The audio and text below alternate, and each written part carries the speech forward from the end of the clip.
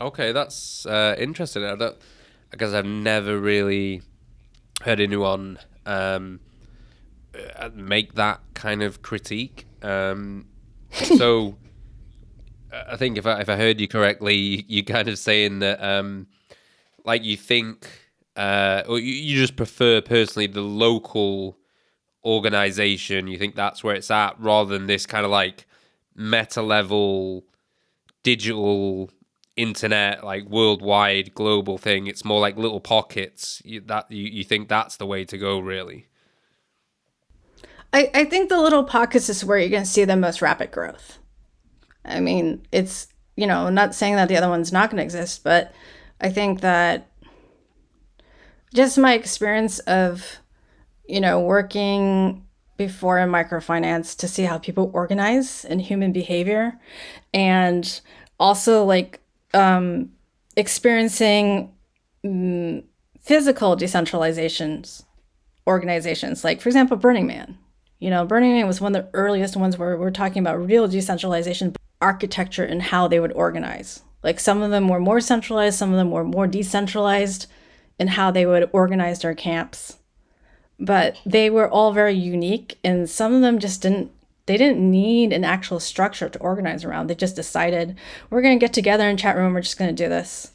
Like even conferences, for example, people just get together and say we're just going to do this, and then somebody says, okay, well then how are we going to, organize, let's say, the payment stuff, and then somebody makes a decision, and usually starts with the few people, and then everyone else comes along, and then later on, as it matures, it becomes more and more decentralized.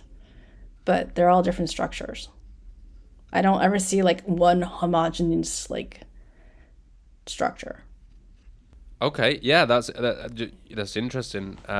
Just thinking about kind of like the culture, or that at least it made me think about the culture of Bitcoiners. I'm wondering if that's like a view that other Bitcoiners or the Bitcoin community shares, or at least if it's like a predominant view. Like if you asked a bunch of Bitcoiners, do you prefer like kind of like local, more organic, decentralized organizations, or the like the IRL or DAOs? I wonder if I would imagine obviously Bitcoiners wouldn't favor the DAOs anyway, but yeah, I was just wondering if that's something to do with the culture. I wonder if there's like more of a local nature to the Bitcoin ethos or the Bitcoin community.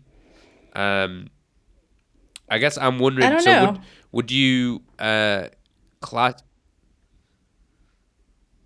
Oh, go ahead. Okay, okay. So do you think would you class yourself as a Bitcoin maxi, and if you do, what do you think about the kind of criticisms of that, or like yeah, what do you think about Bitcoin maxis?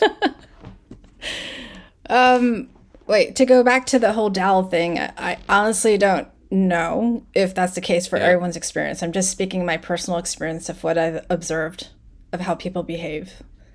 And I mean, looking at how even meetups are organized, there's always like a few people who are just lead organizers and they have their own style of doing it.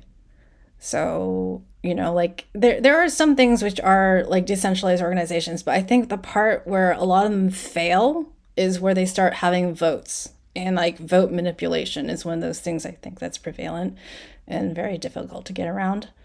So that's let's put it this way. I am a little bit of a DAO skeptic. That's just me.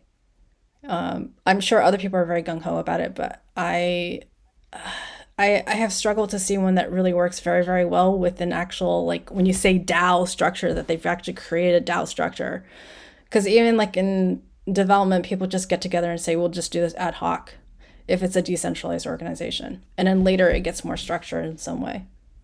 But that's just, I mean, I could be wrong. I could be 100% wrong, but it's just my observation from what I've seen. And then to answer your question about Bitcoin maximalism, uh, I don't. I mean, like I like Bitcoin. I don't think I'm going to say that's the only thing that's out there because we all know it's not the only thing out there. But I think it has the best chance of winning. I mean, your largest market really, and there's I think there's benefit in other experimentation that's been going on. You know, If we didn't have things like NFTs on Ethereum, I'm sure, there's got to be something beneficial for that experimentation, and it may have influenced ordinals in some way. We know or we don't know. I don't know because I really am not in it. But surely having innovation on other platforms is a good thing for the entire space, because there are things that we can learn from it that are, good, things that worked out, things that didn't work out. But I think that Bitcoin has the biggest chance of making it because it is like the network effect is there. And the network effect is really important because, like, if you look at social media and, why did Facebook become one of the biggest ones? Why not MySpace, or why not Friendster? Why not all these other things, right? There's that network effect. And why is it Twitter and not something else? So for adoption, I think, like, Yeah, no, absolutely. Yeah. Yeah. I mean, that's the whole thing. It's like, I think this is the one that's going to win, basically. Unchecked governments have eradicated privacy and truth.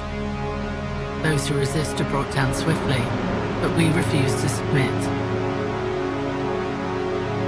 Lunapunks are freedom fighters, protected by encrypted shadows. The future we're building is sovereign and uncensorable. The movement